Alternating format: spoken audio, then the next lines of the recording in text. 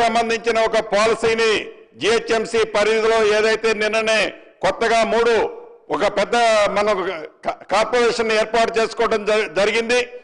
ఈ పరిధితో పాటు మిర్యాలగూడ, నిజామాబాద్, ఖమ్మం, వరంగల్ ఇలా పెద్ద టౌన్లలో పేదవాళ్ళు ఎవరైతే నివసిస్తున్నారో ఈ నివసించే వారికి ఇళ్ల స్థలం లేని వారికి ప్రభుత్వ స్థలాలు దగ్గరలో ఉన్న ప్రభుత్వ స్థలాలలో గతంలో చెప్పిన విధంగా 3 ఫ్లోర్స్ వరకు పర్మిషన్ ఇస్తూ అక్కడ కూడా మిర్యాలగూడ లాంటి ప్రాంతంలో 14 కాలనీలు ఏవైతే మిస్ అయ్యాయో ఇందాక మిత్రులు చాలా మంది ఎవరైతే చెప్పారో అటువంటి ప్రాంతాల్లో అర్బన్లో కూడా ప్రభుత్వ స్థలాలలో తప్పకుండా ఈ ప్రభుత్వం అక్కడ కూడా పేదవాళ్ళని విస్మరించదు। ఇది పేదవాడి ప్రభుత్వం, వాళ్ళకు కూడా ఇందిరమ్మ ఇల్లు వారి ఆత్మ గౌరవానికి చిహ్నంగా ఉన్న ఇల్లు ఈ ప్రభుత్వం ఇస్తుందని కూడా తమర ద్వారా గౌరవ సభ్యులకి రాష్ట్ర ప్రజలకు కూడా తెలియజేస్తున్నాను అధ్యక్ష। ఈ ఇందిరమ్మ ఇల్లు కట్టే దాంట్లో కూడా తమర సూచనల ప్రకారం ఈ శాసనసభ అయిన తర్వాత తప్పకుండా ఉమ్మడి జిల్లాలకు సంబంధించిన ప్రజా ప్రతినిధులను కూడా ఒకసారి పిలుచుకొని మా హౌసింగ్ సెక్రటరీని కూడా పిలుచుకొని ఏదైతే సమస్య L1, L2, L3 ఆనాడు ఏఐ బేస్డ్ గా ఏవైతే మనం ఈ ఎక్కడ పారదర్శకంగా ఇవ్వాలి అనే ఉద్దేశంతో రాష్ట్ర వ్యాప్తంగా సుమారు 20 లక్షల మందిని మనం ఐడెంటిఫై చేసిన అధ్యక్ష। దీంట్లో ప్రతి నియోజకవర్గంలో ఒక 40-50 ఇబ్బంది ఉన్నమాట వాస్తవం।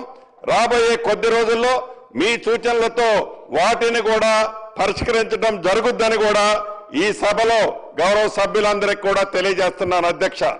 కొంతమంది సభ్యులు అడిగారు, ప్రారంభంలో పైలట్ గా కొన్ని గ్రామాల్లో ఆనాడు 400 నుంచి 600 SFTకి రిస్ట్రిక్షన్ అనేది లేకపోయిన కారణంగా కొంత ఎక్సెస్ కట్టుకున్నాం, దానికి ఎగ్జంప్షన్ ఇవ్వమని అడగటం జరిగింది। తప్పకుండా అది ఎగ్జంప్షన్ ఇచ్చాం। అటువంటిది ఎక్కడైనా ఇంప్లిమెంటేషన్ జరగకపోతే వాటికి ఇమీడియట్లీగా దాన్ని ఇంప్లిమెంటేషన్ చేసే చర్యలు కూడా చేపడతానని తమరి ద్వారా గౌరవ సభ్యులకు తెలియజేస్తున్నాను అధ్యక్ష। ఇక గిరిజన ప్రాంతం, అడవి ప్రాంతం ఏదైతే తరతరాల నుంచి అడవి ప్రాంతంలో నివసించే వాళ్ళకి ఇందాక మిత్రులు అది నా సొంత ఉమ్మడి ఖమ్మం జిల్లాలో కూడా సమస్య ఉంది, అటు ఆదిలాబాద్లో ఉంది, అటు కరీంనగర్లో ఉంది। ఈ అటవీ ప్రాంతంలో గతం నుంచి నివసించే స్థలాలలో అక్కడ ఫారెస్ట్ వారితో కొన్ని ప్రాంతాల్లో ఇబ్బంది ఉన్నమాట వాస్తవం। దాన్ని కూడా తప్పకుండా పరిష్కరించడం జరుగుద్ది। అవి కాకుండా గౌరవ శాసనసభ్యులు సాంబశివరావు గారు అడుగుతున్నట్లు ఈ రాష్ట్రంలో ఉన్న సింగరేణి ప్రాంతాల్లో ఇందాక రాజ్ ఠాకూర్ అన్న కూడా అడిగారు, ఇక్కడికి వచ్చి 76 జీవో ప్రకారం చాలా మందికి ఇంకా మనం పట్టాలు పెండింగ్ ఉన్నాయన్నా వాళ్ళకి ఆ పట్టాలు ఇచ్చినట్లయితే వాళ్ళు కూడా ఇందిరమ్మ ఇల్లు కట్టుకోగలుగుతారనేది తప్పకుండా దాన్ని రాబోయే కేబినెట్ లో గౌరవ ముఖ్యమంత్రి గారికి సహచర మంత్రులకి తెలియజేసి ఆ జీవోను కూడా ఇంప్లిమెంటేషన్ చేసి వారికి కూడా ఇచ్చే కార్యక్రమాన్ని చేపట్టారు।